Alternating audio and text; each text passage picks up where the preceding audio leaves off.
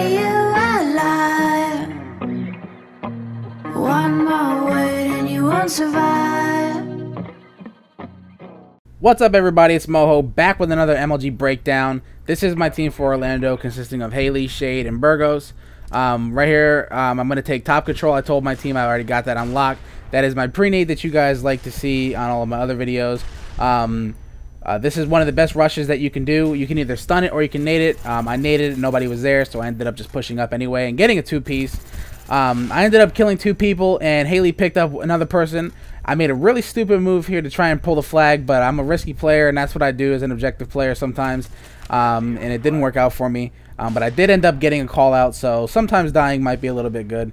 So I called out two guys going A, one guy going ice. So as you can see, we're set up. I told one guy to watch big door. I'll take top control, being that Haley just got taken out. I did take it, and I wanted to help out the guy that was big door, but unfortunately somebody did come behind me, and luck was in my favor. I ended up killing him. Our teammate did pull it, and I don't know where that guy came from. Sometimes that shit can happen. It's Summit. There's a lot of exits, you know, especially out of spawn, so, you know, anybody can get past anybody. But unfortunately, we did not get the flagpole. One of the things I did want to do when I took over here is I wanted to make sure nobody was coming behind me for the second time. I wanted to make sure that nobody was going to come behind me so that I could push up, and what do you know, somebody comes behind me. I had an opportunity to take out the guy that was in Summit door, but I didn't want to. I figured I'd go in A, try to take over a little bit more of the map, and let my teammates push out. And so the other team has something else to worry about, knowing that I got past the guy in top control. It didn't work out. I got killed. Pissed me off, but I did get killed. I escaped this guy's shooting, and I ended up sitting B stairs. We're not really in a good predicament right now. We have people that are just hiding and camping because we're getting outslayed at the moment. So I tried to make an effort to push out into A to see if we can get a pull, but it did seem like one of their guys was just camping back. Sometimes teams play a little bit different. Sometimes they camp, sometimes they push. They were playing. Sometimes teams play a little bit of both. So that's what I told my team. You know, these guys seem like they're playing both play styles, so we're gonna have to be just straight up aggressive.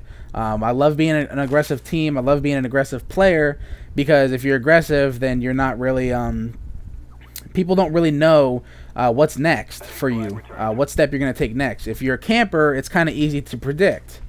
So just keep that in mind when you guys are playing, that I'm not going to say what's best for you, because obviously you have your own opinions, but I do feel that being aggressive is a little bit unpredictable at times.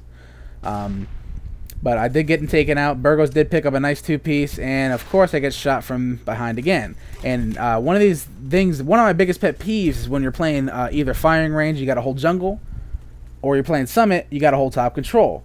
And I always tell my teammates, even when I was on Assassin's team, you know, top controls everything. It really does, because you can hold ice, you can hold A, you can come back and you can watch B stairs, and you can also watch Summit door. So I made sure I told my teammates a million times, guys, you know, top controls everything, top controls everything. We ended up getting a nice pull while I was holding down a cutoff on Summit. It was a great cap. I don't really know who capped that, but it was very nice. It's good to know that the teammates are really coming along good, especially with Haley, and that they have chemistry a little bit already, and they're being able to watch each other's back. It's very imperative that people watch each other's back. It's all about teamwork in this game. It's not about single players. It's about teamwork. That's what I like to preach anyway. But I was aggressive. I pulled out. B got killed, so I spawned, and I took out the guy in top control. I saw two other people up here that I wanted to take out, but it just didn't happen. So I died, and I called out what was going on B stairs, letting my teammates know that he's still there, but he's also stunned. We're not in a good predicament again. We got pushed back once again, and this is the reason why you don't want to be getting pushed back, because you get spawn killed, you get stunned. It's just not too good. And one of the best ways to take out a guy on top control or on B stairs isn't to try to shoot them. It's cook a grenade. That's probably your best option. As you guys seen, I took out the guy that was on top control, or bottom B stairs. So I played aggressive on this part. Unpredictable. They didn't know what I was doing, so I played aggressive. I came around, but unfortunately somebody came behind me. I pulled their flag, and they got the return. We have all three down right now. If you're ever in this predicament, you want to make sure you set up on your base. You want to stun out. Make sure that you cover as much of the map as possible while you have as little much of the map as possible. What that means is, you know, once you die, they're already pushing up, and you're going to have either a shitty spawn or you're going to spawn in the open. So you want to make sure that you cover all of your ends. So right here again, I wanted to play aggressive. I knew they're in our base. I wanted to play aggressive. I wanted to pull their flag. Even with a little bit of time left, I still went for it. If there was 30 seconds left on the clock, if there was 40 seconds, if there was even 5 minutes on the clock, I wanted to pull the flag because I wanted to get their attention off of my teammates, off of spawn killing them, and off of pulling our flag, and I wanted to drive attention towards me. Every little move you make in this game counts for something. So you definitely want to play it smart. That is also another rush I like to do. I like to go up top control, cook my grenade, and throw it straight down. It's kind of hard to beat, and if you do beat it, you're going to either get injured by the grenade or you're either going to die by getting shot. So as you guys can see, top control is everything. This is what I'm doing even for this side. I'm holding back rail. I'm holding top control. I can see summit door, and the only thing I can't really watch is behind me. But I do see that one guy is in their base already getting ready for a pull. I pulled up to try and help him. He did get killed, so I said, you know what, I'm just going to go for the pull. I turned around. It's probably not the smartest idea to turn around like that. You want to kind of just count on your teammates to get your back. But it worked for me that time, and I ended up getting it going top door, but I ended up getting killed because nobody was top door. Nobody was top control. So that's one of the things that a lot of teams don't work on. You know, not everybody's perfect, and I'm not claiming that I'm perfect either. I'm just saying that top controls everything, you know. Top always controls everything, and I'll say it over and over until everybody understands that. So as you can see, a lot of my efforts are for me trying to go top control.